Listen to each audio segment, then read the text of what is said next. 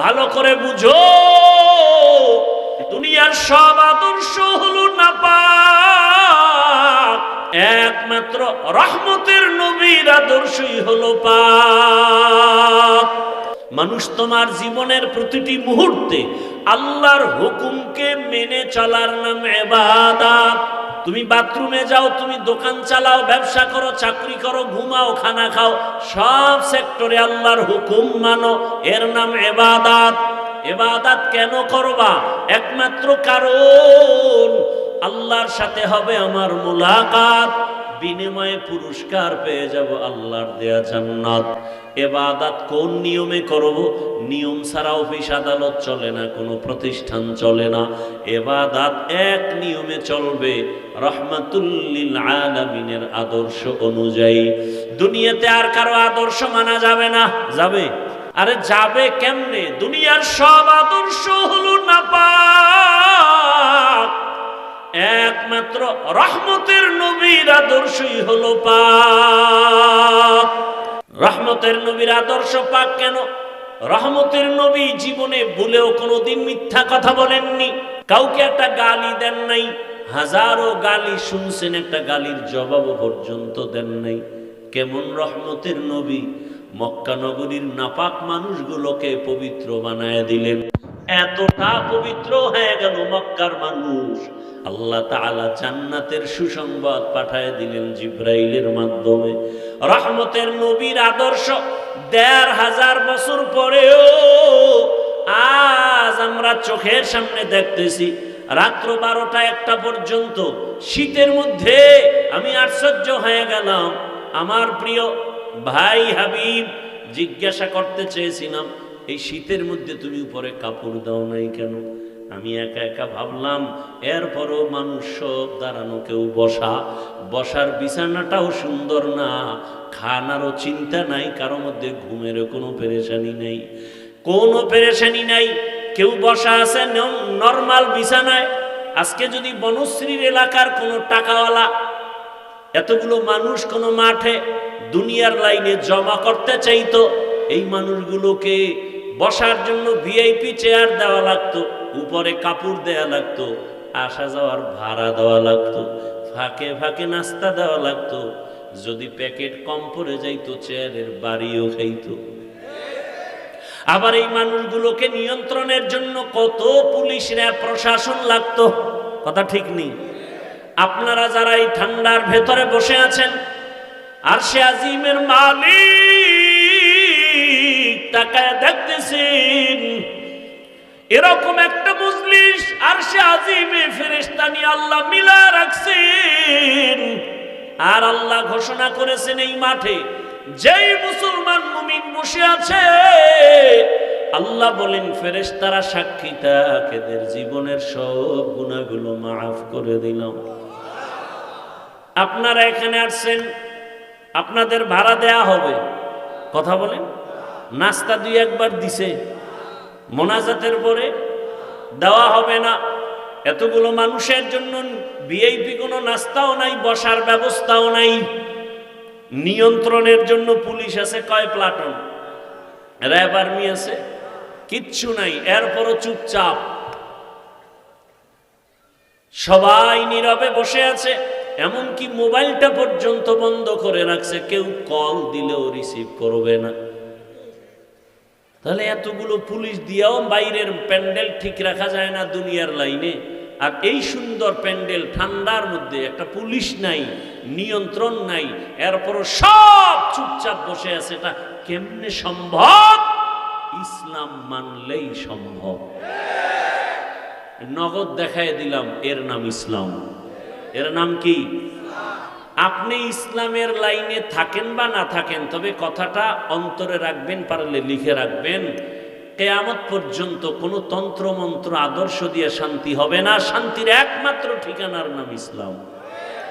আপনি মানলেও ইসলাম, না মানলেও ইসলাম। ইসলাম যতদিন পর্যন্ত জমিনে পরিপূর্ণরূপে রসূলের আদর্শ অনুযায়ী কায়েম হবে না, ততদিন পর্যন্ত এই দেশও ঠান্ডা হবে না, জাতিও শান্ত হবে না, কোনদিন হবে না। ইসলাম কি বলে? দুজন যখন একত্রিত হও কি দাও? সালাম। সালাম মানে কি? শান্তি। ইসলাম শান্তি শুরু করে দিল, আসসালামু আলাইকুম। সে আবার আমাকে বলে ওয়ালাইকুম আসসালাম। ইসলাম বলে বড়রা ছোটকে মায়ার নজরে দেখো, ছোটরা বড়দেরকে সম্মানের নজরে দেখো। ইসলাম অনুযায়ী সব বড়রা ছোটদেরকে যদি মোহাব্বতের নজরে দেখে, কোনোদিন বড়রা ছোটদের উপরে জুলুম করবে না। আর ছোটরা যদি বড়দেরকে সম্মানের নজরে দেখে, কোনোদিন বেয়াদবি করবে না। ইসলাম বলে কর্মচারী কাজ করে, ঘাম ঝরার আগে বেতন দিয়ে দাও। যদি সব মালিকরা শ্রমিকদের বেতন টাইম আগে দিয়ে দেয়, কোনোদিন শ্রমিক কাজে ফাঁকি দিবে না। আর বেতন না দিলে বয়ে বয়ে মোবাইল চালাবে, ডিউটি ঠিক মতো করবে না। সব একটা একটা বিশ্লেষণ দিলে ইসলাম ছাড়া শান্তির কোনো পথ নাই। অর্থনীতি একমাত্র শান্তির অর্থনীতি ইসলামী অর্থনীতি, শান্তির রাষ্ট্রনীতি ইসলামী রাষ্ট্রনীতি, শান্তির একমাত্র পরিবার নীতি ইসলামী পরিবার নীতি। ইসলামে নাই এমন কোন কল্যাণমুখী কর্মসূচি হতে পারে? আমরা বুঝি না, আলোচনা নাই। এজন্য অনেকে বলে হুজুর কোরআন হাদিসের বয়ান কইরেন, তার মানে কি রাজনীতির কথা বলবেন না? তো রাষ্ট্রনীতি নাই এমন দুর্বল কোরআনকে আল্লাহ দিছেন, আপনি বুঝেন না, এটা আপনার বুঝের দুর্বলতা। কোরআন কমপ্লিট এবং পাওয়ারফুল, পারফেক্ট। আমরা আলোচনা নাই। অর্থনীতি নিয়ে আলোচনা করলে আমরা করি না, মানুষ বুঝে না। দুনিয়ার সব অর্থনীতি মানুষকে অকল্যাণমুখী করে, একমাত্র নির্ভেজাল সর্বোচ্চ সম্মানের কল্যাণমুখী অর্থনীতি ইসলামী অর্থনীতি। আলোচনা নাই। আল্লাহ হেদায়াতের দৌলত দান করেন।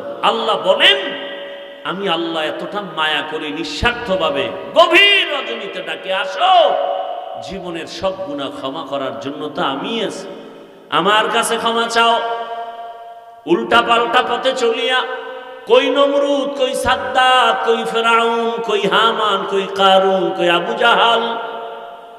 এরে ভাই চোখের সামনে তাকায় দেখেন, আমরা যারা রসুলের আদর্শ নিয়ে এখনো চলি, আলহামদুলিল্লাহ, আমাদের মতো এখনো কেউ সম্মানে নাই, শান্তিতে নাই। চেয়ারম্যানের চেয়ারের মেয়াদ শেষ, এমপি সাহেবের মেয়াদ শেষ, আর আমাদের চেয়ারের কোনো মেয়াদই নেই। আছে কোনো মেয়াদ? আরে ভাই আপনি তো দল কইরা এবার নেতারে যখন চেয়ারে বসায় দেন, এবার দেখা করতে গেলে কত সিরিয়াল। হ্যাঁ, আর আমরা কোনো দল বুঝি না। আল্লাহর দ্বীনের উপরে রসুলের আদর্শ নিয়ে চলার কারণে কে কোন দলের লোক জানা নাই। এমপি সাহেব দেখলেই কয় হুজুর নাম শুনছি, দেখা হলো, দোয়া করবেন। টাকা দিয়ে কিনা যায়।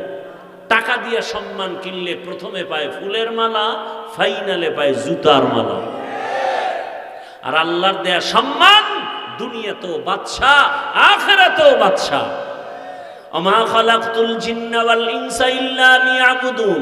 আল্লাহর ইবাদতের জন্য আল্লাহ পাঠাইছেন। ইবাদত হবে নবীর আদর্শ অনুযায়ী। নবীর আদর্শে ব্যবসা করো, বাধা নাই, ইবাদত। নবীর আদর্শ মেনে চাকরি করো, বাধা নাই, ইবাদত। নবীর আদর্শ মেনে ঘুমাও, কোনো বাধা নাই, ইবাদত। নবীর আদর্শ ঠিক রেখে তুমি হাসো, বাধা নাই, ইবাদত। নবীর আদর্শ মেনে কাঁদো, বাধা নাই, ইবাদত। নবীর আদর্শ মেনে তুমি যা করবা সব ইবাদত। এই নবীর আদর্শ পেতে হলে কোরআন হাদিস ধরো, কোরআন হাদিস বুঝতে হলে উলামায়ে আহলে হকের সোহবতে যাও।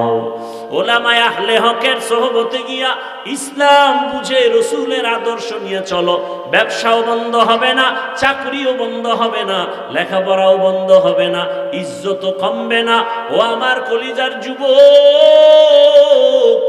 এখনো সময় আছে, তওবা করো, মনটাকে বুঝাও যে তোমার মতো যুবক যদি জেনারেল লাইনে থাকিয়া দিনের পথে চলে, স্কুলে পড়ে, কলেজে পড়ে, নামাজ ছাড়ে না, ব্যবসা করে, চাকরি করে, নামাজ আদায় করে, শ্রমিকের কাজ করে, নামাজ আদায় করে, তুমি কেন পারবা না? পর্দার আড়ালের আম্মা জানেরা, বোনেরা, আপনার মতো কত মা, কত বোন এই এলাকায় এখনো আছে, নামাজ পড়ে, পর্দা করে, স্বামীর মাল হেফাজত করে। আপনারা কেন পারবেন না? মার্কেটে মার্কেটে ঘুরবেন কতদিন? একটু কি চিন্তা করেন না আপনার ভবিষ্যৎ সন্তানগুলোর ভবিষ্যৎ নিয়ে কি ভাবেন না? যদি ভালো আদর্শ সন্তানকে দিয়া যেতে পারেন, সন্তান এক সময় গর্ব করে বলবে আমার আম্মু কত ভালো, আজান হলে নামাজে দাঁড়ায় যেত, বেগানার দিকে দৌড়ায় নাই, মোবাইলে গুনাহ করে নাই, মার্কেটে মার্কেটে ঘুরে নাই, কোরআন তেলাওয়াত করত। আর আমাকে প্রায় সময় বলতো বাবা মিথ্যা বলবা না, কারো ক্ষতি করবা না। বাবার আদর্শ সুন্দর, কোনোদিন মায়ের সাথে খারাপ আচরণ করে নাই, বেগানার পেছনে দৌড়ায় নাই। মা বাবা এই সন্তানের দোয়া চলমান থাকবে। আর আল্লাহ না করুন যদি আপনি খারাপ চরিত্র নিয়ে কবরে যান, সন্তান এক সময় ধিক্কার জানাবে, আমি ভালো কেমনে হব, আমার মা বাবার চরিত্র তো ভালো ছিল না, আমার আম্মু মার্কেটে মার্কেটে ঘুরতো, আমার বাবাও মায়ের খোঁজ খবর রাখতো না, মোবাইল নিয়ে পড়ে থাকতো, নাই নামাজ নাই তেলাওয়াত, ধিক্কার জানাবে সন্তান মা বাবাকে। অতএব অনুরোধ করে বলি মা বাবা এখনো সময় আছে, তওবা করেন, আল্লাহকে বলেন হে মালিক জীবনে কত গুনাহ করেছি আর করব না, নামাজ ছাড়বো না, বেপরদায় চলবো না, নবীর আদর্শ মেনে চলবো, সন্তানটাকে আদর্শ সন্তান হিসেবে গড়ব। যুবক বাবারা, বৃদ্ধ বাবাজিরা এখনো সময় আছে, যুবক তওবা করো, আর নামাজ ছাড়বা না, দাড়ি কাটবা না, বেপরদায় চলবা না। উলামায়ে কেরামের পরামর্শ, মা বাবার দোয়া, শিক্ষকের দোয়া নিয়া নবীর আদর্শ মেনে চলবা। তওবা করার মতো যদি অন্তর তৈরি হয়, মুনাফিকি যদি না থাকে, খাঁটি তওবার নিয়তে দুটো হাত আল্লাহকে দেখায়া দেই, আয় আল্লাহ হাতগুলো কবুল করে নেন, তওবা কবুল করে নেন, তওবার উপরে মজবুত হইয়া ইবাদত করার আমাদের তৌফিক দান করেন, আমিন। আলহামদুলিল্লাহি রাব্বিল আলামিন।